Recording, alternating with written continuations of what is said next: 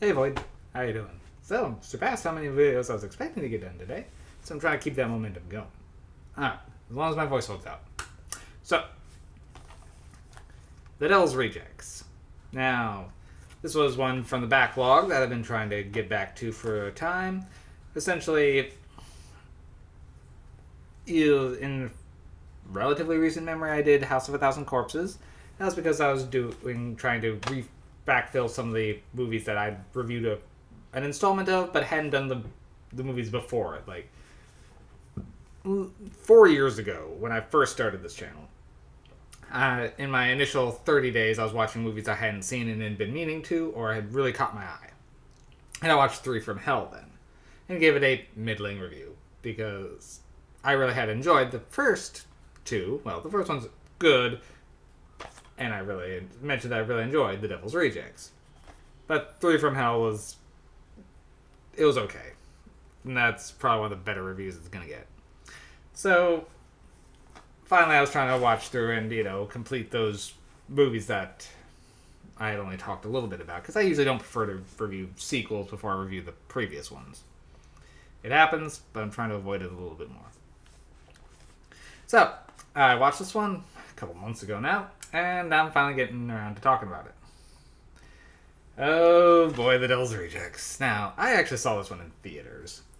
For me, I know the Rob Zombie films are kind of divisive. I like them.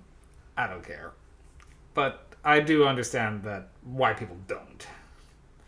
You have to be in the right mood for it, and it's definitely... They have a very distinct feel to them. You never don't know you're watching a Rob Zombie film, with the exception of maybe The Munsters. But even then, there's a lot of his hallmarks. Okay. So that's when I saw it in the theaters. I was one of 4 people in that theater.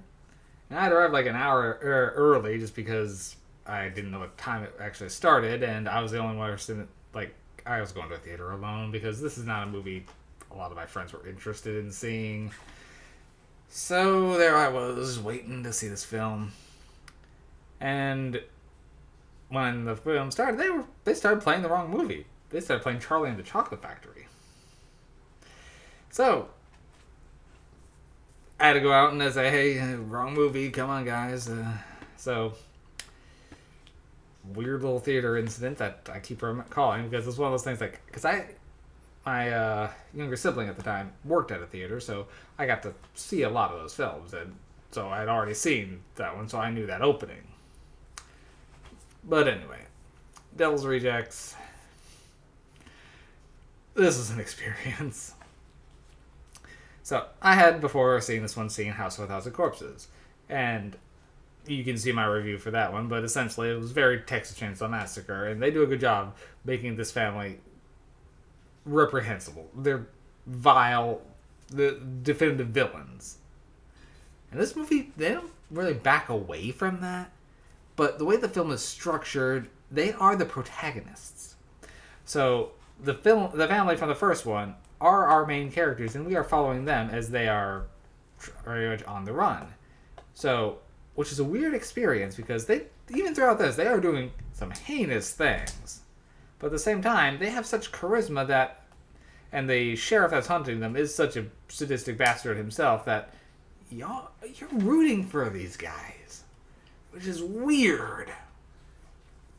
It's an odd blend because they never stop being terrible people. I mean, then Bill Moseley's Otis cuts a guy's face off and is wearing it around before traumatizing his girlfriend with it. They never stop being terrible. But there's something about them that's hypnotic and you just want to see what they're going to do or say next. The movie is very quotable and just some of the best parts are just the 3 the 3 leads here. Otis, Captain Spaulding, and Baby just driving and shooting the shit together. Just the way they play off of each other is brilliant, and you do believe that they are a family. A very messed up family, but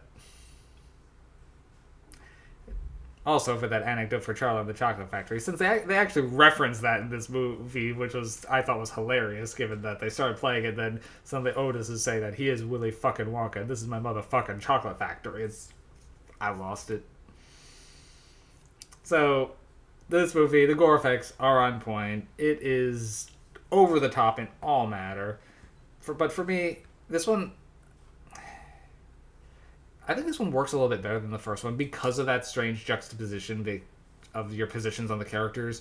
They are the villains, and yet the heroes, they are, okay, anti-heroes in this, but it's, they never stop being terrible, yet you want them to get away. It's weird. And that,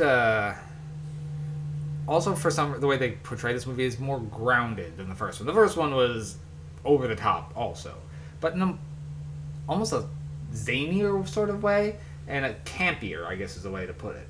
The other one is a lot campier than this. This one feels more gritty, while, I mean, for that one it was over the top. You have the whole Dr. Satan thing going on. This one, they pretty much dropped Dr. Satan altogether, and a lot of the sillier characters just aren't there.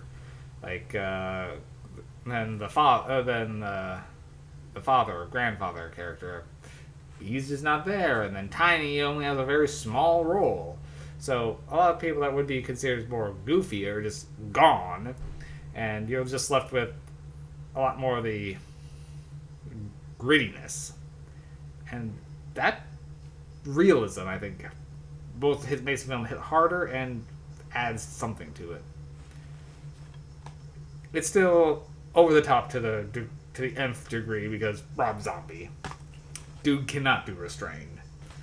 But for me, this one, it's a 10 MacGuffin film. I can't recommend The Devil's Rejects enough. It is over the top in all the best ways, and it's, for me, it's Rob Zombie's best film, and I can't see him topping this one anytime soon.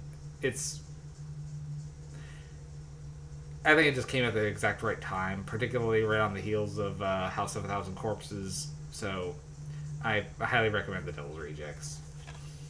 And with the passing of Sid Haig, nothing like this is going to happen again. So this movie for me just hits all the right notes. And when you're going out to Freebird, you can't.